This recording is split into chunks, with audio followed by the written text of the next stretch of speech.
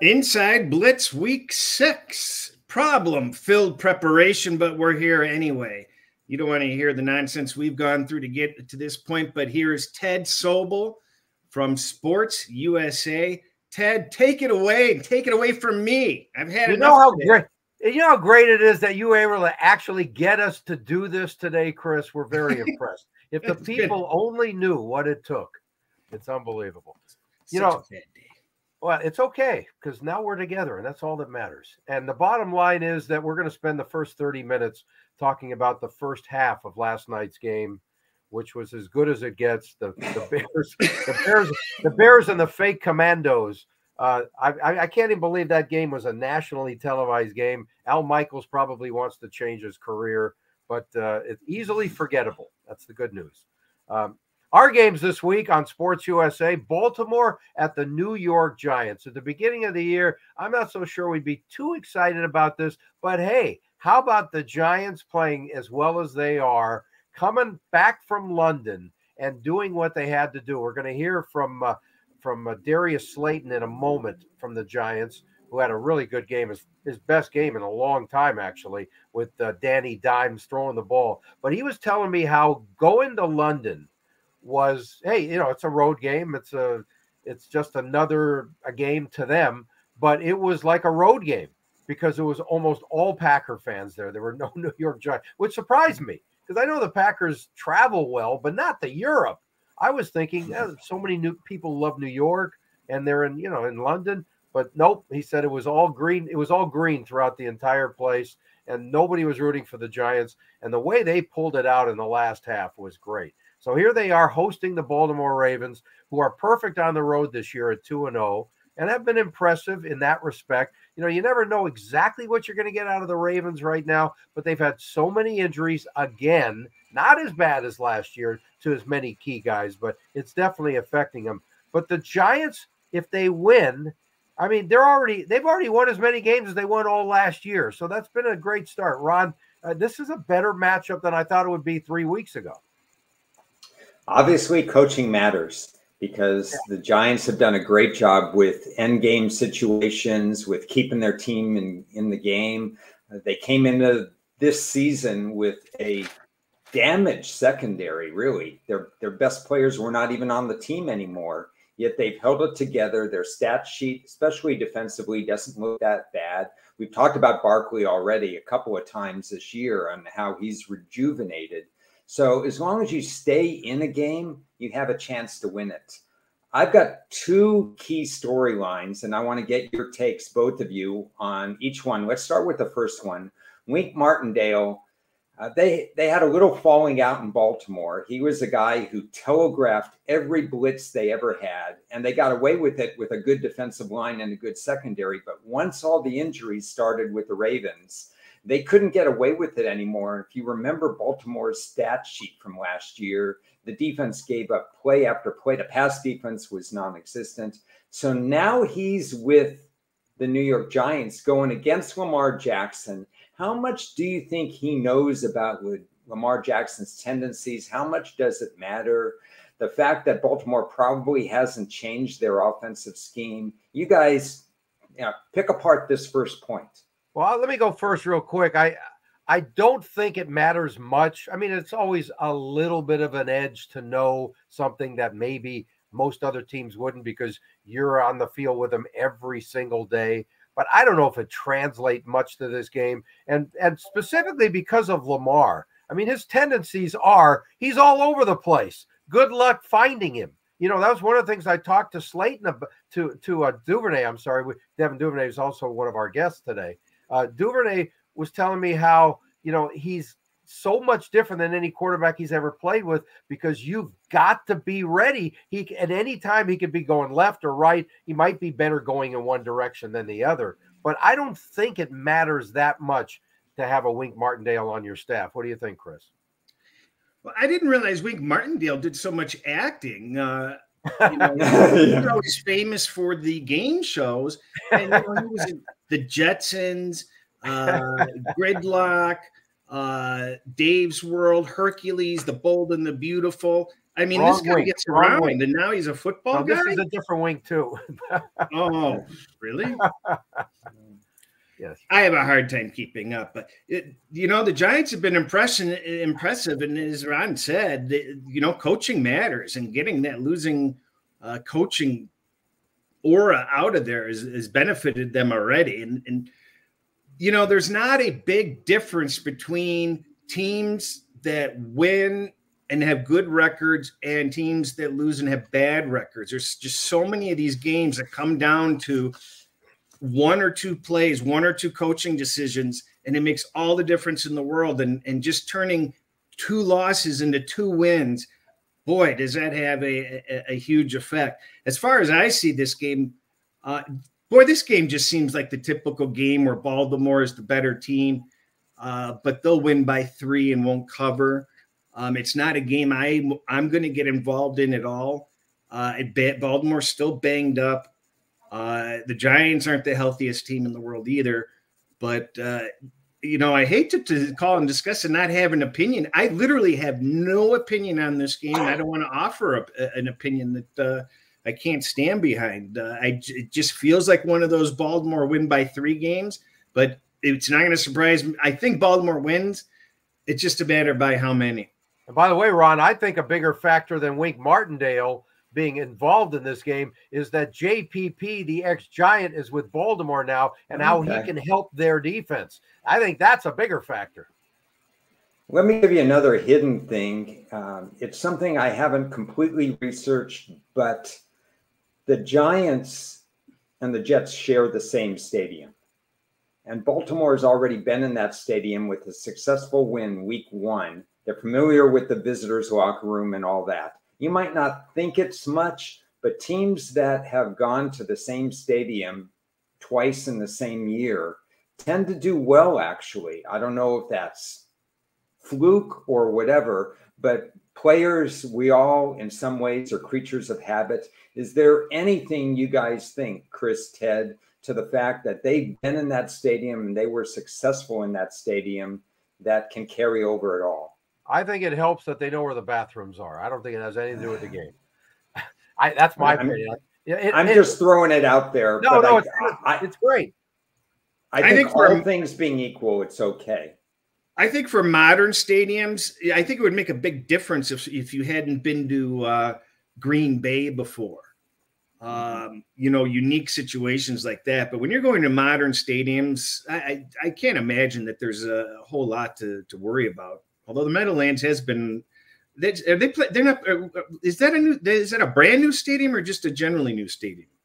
I don't know how new. It's not brand new. It's not new. No, it's been around. But by the way, Green Bay is a lot newer. I think as far maybe not a lot, but really they redid the place 20 years ago. So it's not like it was Lambeau from 1950. It's not that old. So my last stat on this particular game would be. Both teams have a little bit of trouble versus the run. I don't trust Baltimore in fourth quarter situations. They're going to try, even without Wink there, to put some pressure on Daniel Jones. The line's a little high for me. I don't think it warrants a 6-point spread, 5.5-point spread. But I'm leaving it alone as well, unless it really got higher. Yeah, it figures to be a close game. And look, Baltimore always has the edge in close games because they have the greatest kicker who ever walked the earth. And that helps a ton, right? And it'll probably be a difference in this game as well. But the wide receivers, both teams are depleted. Rashad Bateman got hurt a couple of weeks ago, and so now he's still not back for Baltimore. But Devin Duvernay, who came back with a really good game and should be, he's going to have to be one of the key targets outside of the Mark Andrews, obviously, who's the number 1 guy there. But I got a chance to speak to Devin Duvernay this morning, and we can play just a drop of that there. Chris? Well, the Meadowlands has been there since around 2010, right. And Lambeau was just expanded. Well, 81,000. I didn't even realize it was that big. Anyway, I'm sorry, I missed the question. I was too busy researching stadium information. Let's play Devin Duvernay. Oh, okay. Let's go. Here we go. Let's go, Chris. Out of the backfield and on a jet sweep, 24 yards, 3 carries. What was that like for you? It looked like you're having too much fun. Nah, yeah, it's real fun, man. I just, love doing my job, love playing for my teammates, my coaches, and, I just give them all for them, to put us in position to have a chance to win. How early in the week did coaches say they would be using you in a different creative way? I mean, we have a bunch of stuff we work on training camp all through a season, and it's just a matter of, when coach decides he wants to, use them, pull them out. We're with Baltimore wide receiver, running back, and everything else, Devin Duvernay. And so how different is it catching passes from Jackson? He's all over the place, and really anything can happen on any play with him. I mean, yeah, we just continue to work with him, scramble drill, all types of things. Just work with him, find the open spot, and, he'll find you. He's done a great job of that since he's been in the league. And, we continue to help him and go as he goes. Couple more things. What are you seeing on film from the Giants, D, that you really need to deal with this week? I mean, I would say just handling blitz. I mean, I feel like that's something we just kind of preached all year, handling blitz, through different teams, and continue to do it with them. We think they might, do it more often than not. But, just handle blitz and react to everything else, and I think we'll be fine. Interesting. We talked Devin, about the you were also before. Isn't that the fact, Ron, that you got Martindale now with the blitz again, but this time it's against his old team, and that's the big thing that they're looking at for this week's game. Yeah, there. I like that contingency as far as what they're thinking, and the scramble drill that you mentioned. That I mean, that's really what Baltimore is all about. And when Chris said 1 or 2 plays could decide a game, when Jackson goes outside the pocket, is it a 40-yard pass? Or is it a sack because of good coverage? And those 1 or 2 plays are going to decide what happens. Yeah. In the meantime, I also spoke with Darius Slayton, and they have a depleted receivers room right now. And he came through big time in London. And let's hear from him, Chris. Darius, after the last couple of seasons, you got to be really proud you're back to being one of the key guys again on your offense. For sure. I mean, obviously it's, it's been a pretty fun start to the beginning of the season, to be honest, just because we've been winning. But obviously, individually, now it's kind of been, waiting my turn, so to speak. And, it's been a blessing to have a week like I had last week and hopefully be able to build on it. Yeah, fun. There's nothing like winning, that's for sure. And the way you guys have started out, what was that experience like playing in London and coming from behind to beat the favored Packers?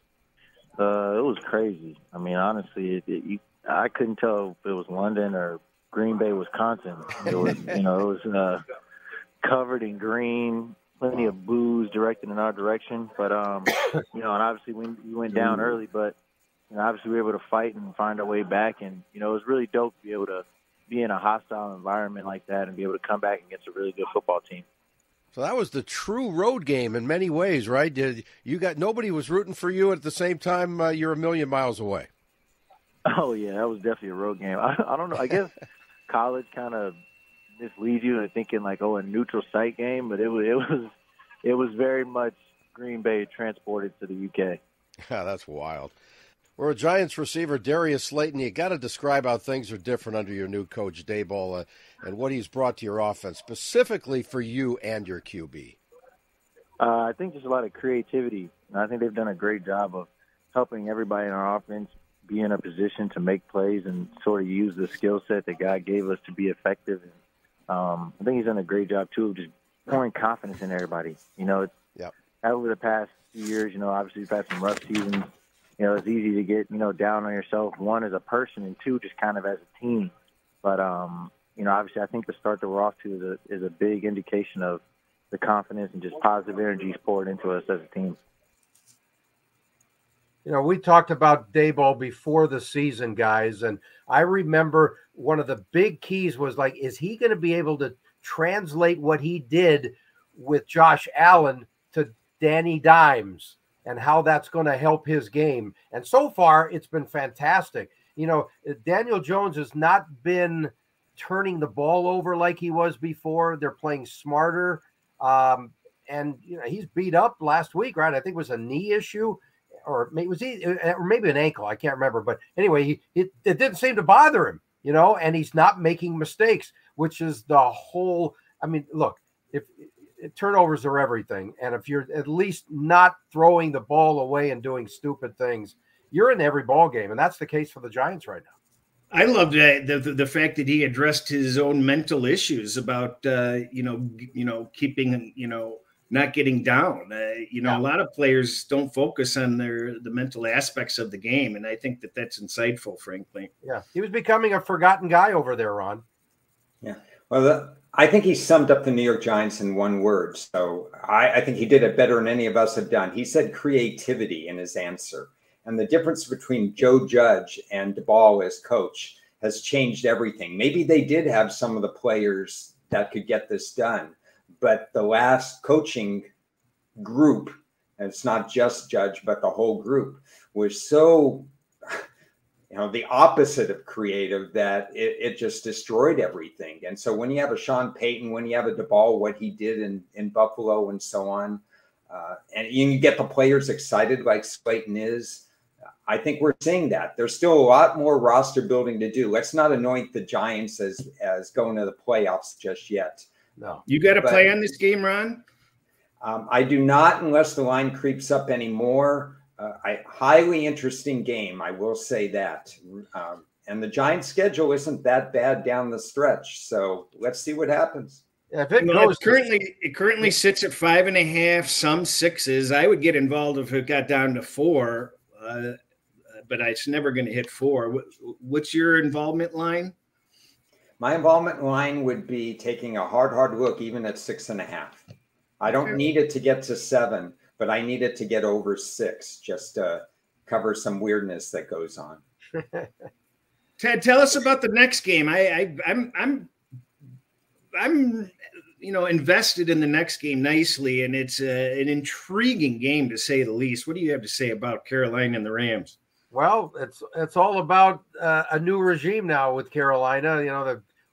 Last thing I said last week's show was we got Carolina at the Rams. The question is, will their head coach still be there? And the answer is no.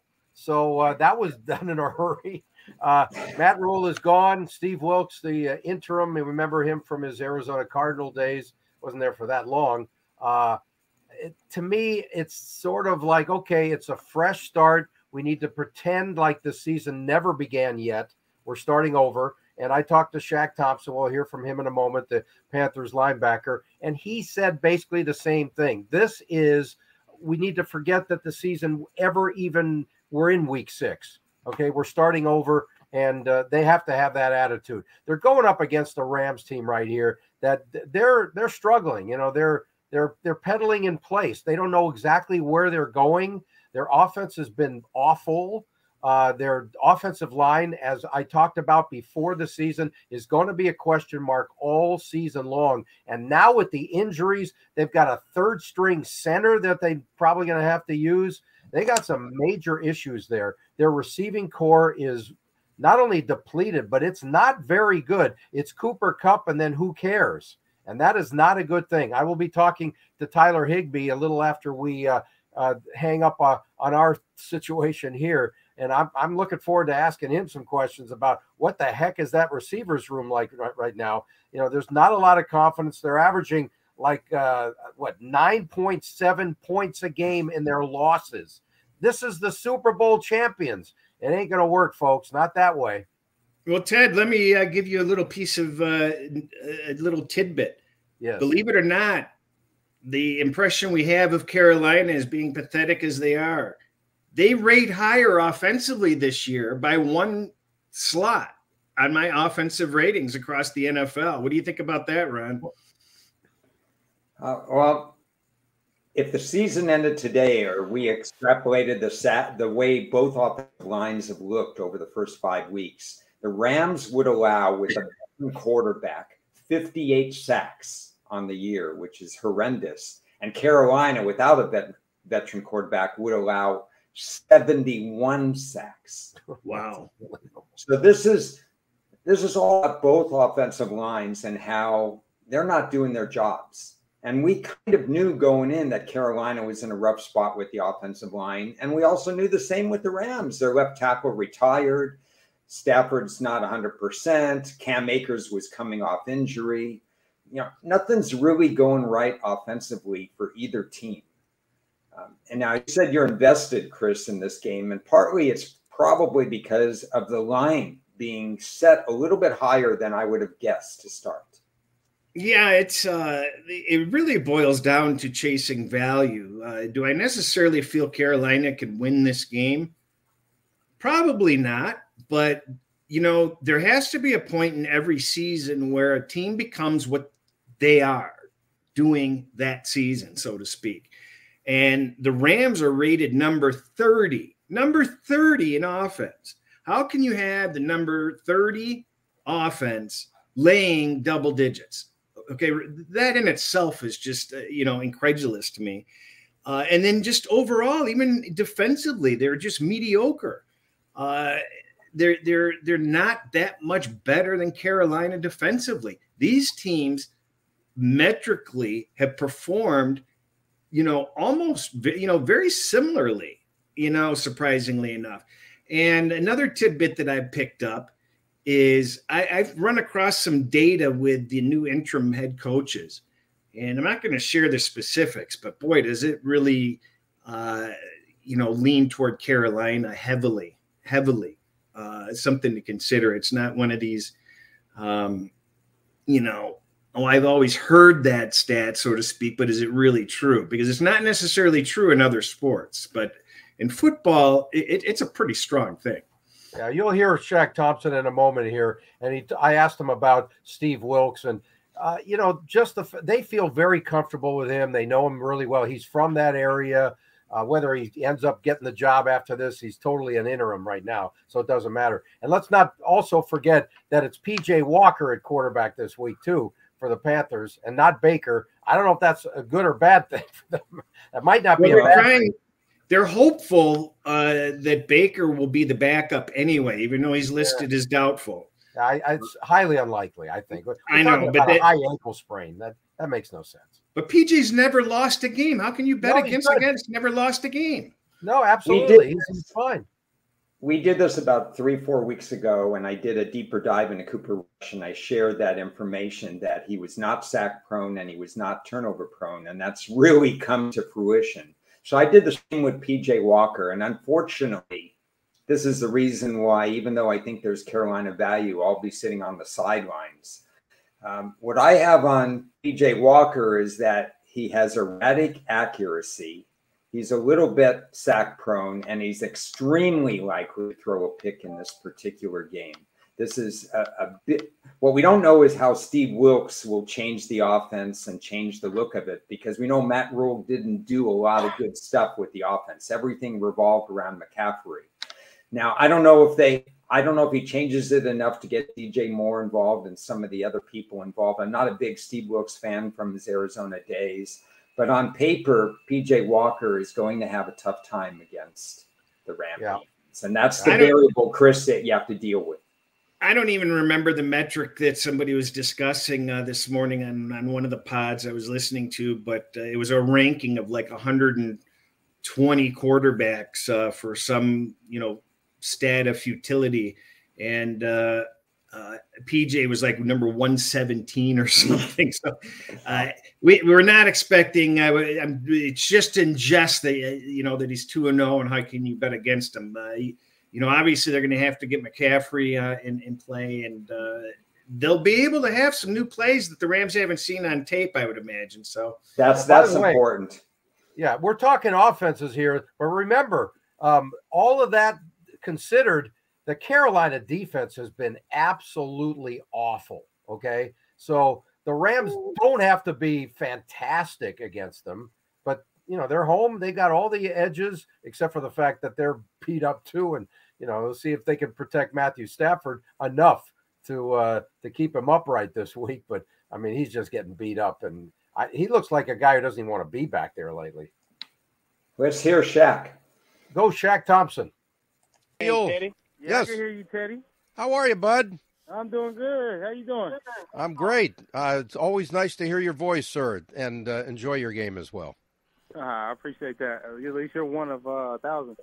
Hey, I don't know if I ever asked you before. Did you ever met Shaquille O'Neal? In person, I think so, but I don't think so. You know what I mean? I'm like 50-50. What do you mean you think so? You wouldn't forget that, would you? You say you don't remember for sure? How would you not remember? I think it's like 50-50. I know he mentioned something on like Twitter or something back in 2015. Oh, okay. So yeah, you put that in your paper. Like Shaq wants to meet Shaq. I'm not a paper guy. I'm a radio guy. I got no paper. A radio guy. Well, put it on the radio, please. Okay, you got it. Yeah, he endorsed my book, Touching Greatness. He's a great guy. I've known him since he's a kid. Maybe he could, you know what I mean, give a shout out to all the Shaqs who got named after him. You got it, man. Well, let's start talking Panthers here, and you start to get some W's. You guys were 11-27 under Coach Rule, so it's obviously a part of the business. But how much are the guys in the room personally taking blame for some of this and the coaching change? To be honest, I don't know. As a captain, as a leader, just as me, I take majority of the blame for the players, right? Because we're the ones out there that have to go execute the calls. We're the one who plays between the white lines. We're the ones running down on kickoff, running down doing special teams, offense, defense. We're the ones. And when things don't go right, the coaches got to take blame. Even though I know they want to put it on the players, but I feel like the players got to. We're all men. We should all take blame and hold each other accountable. So I'm putting that kind of on all of us, even as myself as a leader. First and foremost, I'm putting that on me. But you know, it's a business. Things happen. You know what I mean? And we gotta see what's next. And Coach Wilkes is the head coach now, and we just got to move on. Rural would say it. You know what I mean? What's next? That's his little mantra. What's next? So you know, we got to go out there and we got to play the world champs in LA. Tell us something about Coach Wilkes we don't know about. Wilkes is always going to be himself. I mean, you probably really know everything, but Wilkes is here in 2015 as my secondary coach, and he knew me as number 54. So he always calls me 54. He's like, man, I don't know 7. I know 54. So he always be joking. But, yeah, I mean, he's bringing a lot of energy to this team. And, you know what I mean, for us as players, we already seen what happened to one guy when we didn't play well.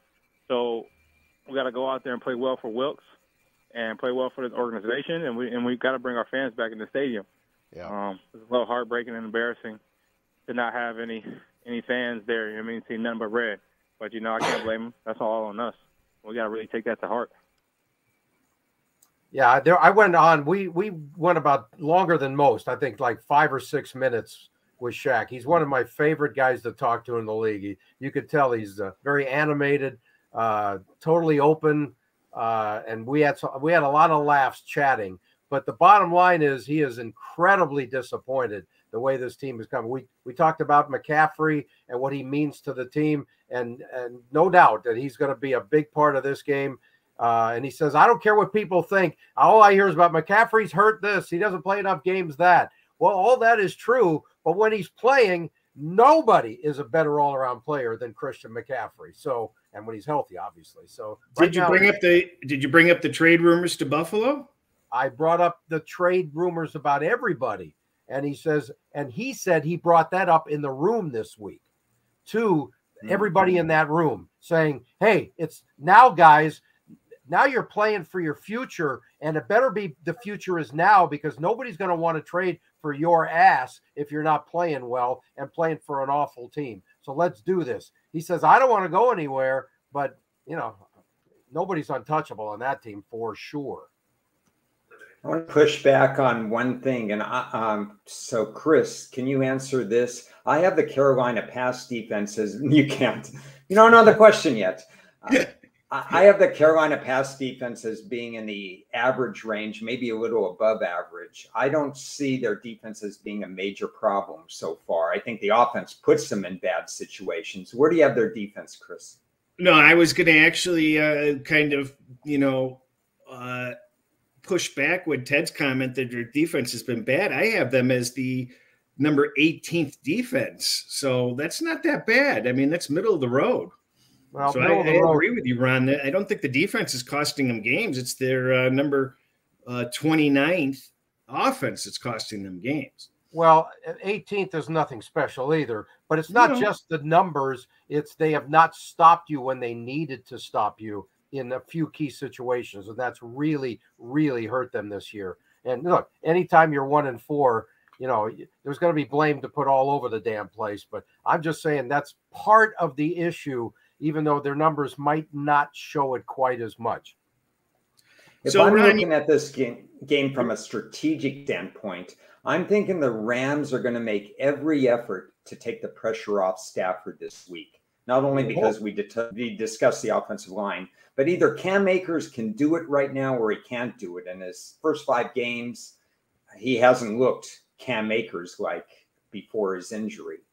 I think they're going to run him a lot in this particular game, and I think they're going to try to establish the line of scrimmage against maybe a slightly weaker run defense of Carolina, because if they have to get into obvious passing situations, then Chris is right. The line is too high.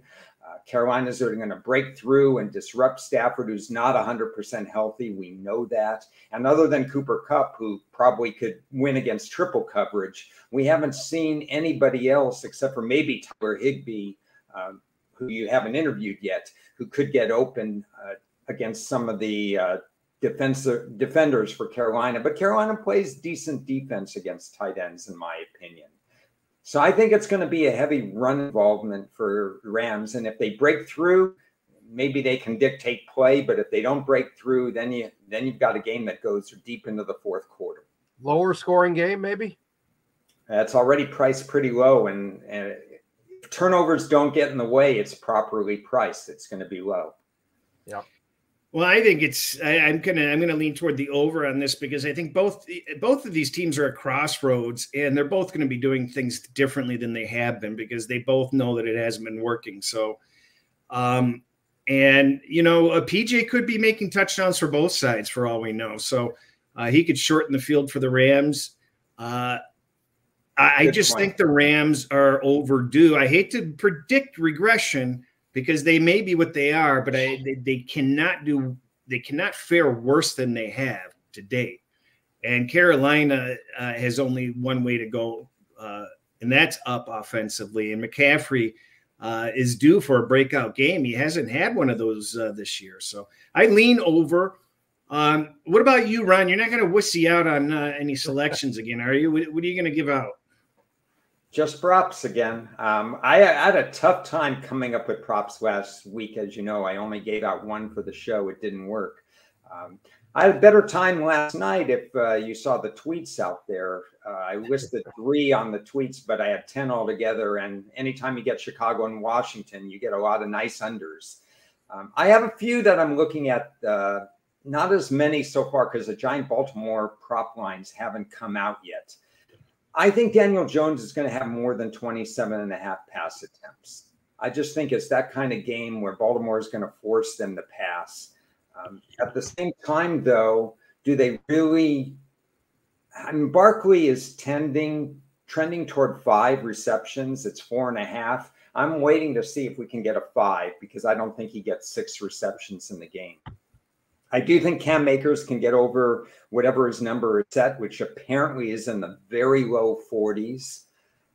I know with Steve Wilkes, who talked about it a little, maybe points a little bit why it could be an over or an under game, because we don't know the game plan from the interim coach. And you also said about PJ Walker that he could have points for both teams. You're going to talk to Tyler Higbee. I don't think he's going to be involved as much. His number is amazingly high right now at 5.5 receptions. That means you need 6 receptions for Higbee. If I'm wrong about the fact that they're going to try to get Cam Akers involved, then maybe Higbee gets more than 5.5, 6 receptions. But if I'm right that Cam Akers is featured in this game, then I don't think they need Higbee as much. So I think the under 5.5 is a way to go there. By the way, I'm going to be talking to. I was going to say, I'm talking to Higbee in about 20 minutes. Should I just tell him, hey, sorry, but you're not going to be involved in this game, so you might as well stay home? Ask him about his blocking, how much pride he takes in his blocking, because that's what I really want to see. Yeah, I'm sure you do. Ted, it would be a real help if you would get a list of props from Ron before you interview these guys and give it to them and say, well, how are you looking here? How are you looking there? Now, you're going to get me in trouble in more ways than one. But at the same time, I did do that but that was at the Super Bowl. We've talked about that with David Tyree. But that's a whole we did get a little heavily involved in that one, and it worked in our favor. So yes, it worked. I'll be looking at the interception props in this game too, because I don't think either quarterback is going to be home free if they get the pressure we think they are on passing downs. Enough of these two games. You guys have anything else to talk about? Yeah. Okay. Well, let me say that it's week 6, and last year at this time, week 6. So week 5 is a very important time for me. You and I, Chris, we had a lot of plays this past week. I've got nothing, very little this week. Just an advanced line on Buffalo in this game. Last year at this time, I was at the Indian Wells to watch the tennis because they postponed the tennis. I almost feel like Indian Wells should have been on this week again because this is a very low volume week for me. Looking forward to Ted's games next week.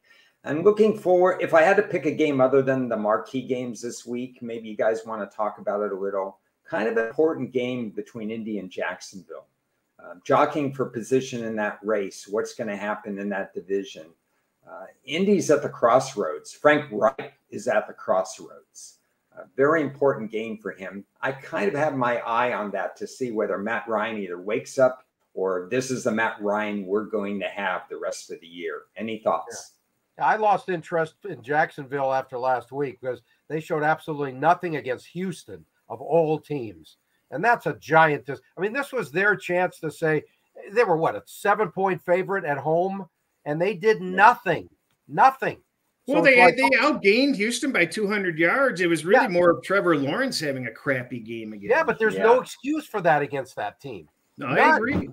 So that was a giant disappointment. Now I've lost interest in that team. So whatever happens, because you can't lose that. You cannot lose that game. Well, we might as well just mention it since we talked about Carolina and the Rams right behind or ahead of Indianapolis for the worst offense, or ahead of Carolina and the Rams is Indianapolis. They're number 31 in offense. So, Frank Reich might be the next coach on the chopping block when you really look at the situations. Kingsbury, just signed a new contract, and Reich this is really underperforming. If they were to lose badly this week, he might go. Yeah, it is a road game, though, too, when you think about it. But bottom line is that, look, Matt Ryan looks like he's 60 years old right now. He's really slow back there. Indy is kind of weird because they play a divisional game this week. That divisional game that you're going to feature next week, Jacksonville and Indianapolis. And that's 5 divisional games already. They only have 1 left, if I remember correctly. So if they go 0-2, and they've lost a couple more divisional games, and their owner, GM Irsay, he's not going to take this. Yeah, I'm also going to be interested to see what happens Sunday night, Dallas at Philadelphia. That's an interesting game there. I still like Philly a lot, and I think they'll take care of business. I don't care if Cooper Rush is 80-0 in his brief starting career. I think the Eagles are for real. And I think they got a chance to put away Dallas in prime time. But next week, our games, Indianapolis at Tennessee. And Tennessee is like, I don't know what to expect out of them anymore. But so you got really 2 teams there that, another divisional game. Like what is that going to mean for the rest of both of those teams' seasons? And then our nightcap on next Sunday, Kansas City at San Francisco. What a matchup. I mean, that's great. San Francisco's defense is just phenomenal right now. And, if they could just keep this thing close at home, I'm really looking forward to that game. Well, I think the Kansas City-Buffalo game is going to be interesting Sunday. There's no Hill for Kansas City. Kansas City's killed Buffalo with Hill with these big plays. So that's one aspect of it. On the metric side of things, there's just no comparison between these two teams, as you can obviously tell by Pat Mahomes becoming the first time in his career as a home underdog. So interesting storylines in there, and Buffalo better show. Yeah, no doubt. But why wouldn't they? And there's a little revenge factor there too, even though it's big separation of time, obviously, but they'll be fine, I think, in that game. Ron, close us out. Give us another tidbit and close us out.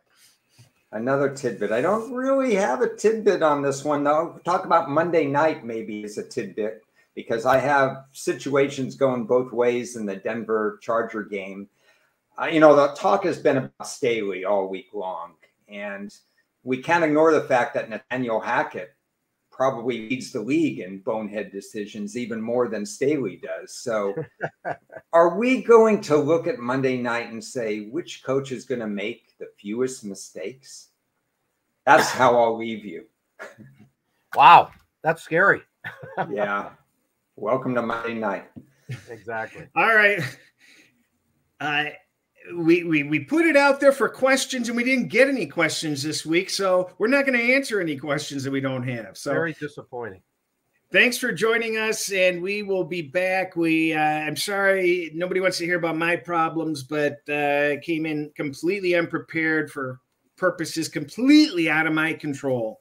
30 minutes, 45 minutes of a nightmare before, so probably could have came up with some more stuff, but I thought we did a good job of talking about what we spoke of. We look forward. We'll be back on Tuesday, Ron and I, and the three of us will be back next week for Inside Blitz number 7. Good luck this week.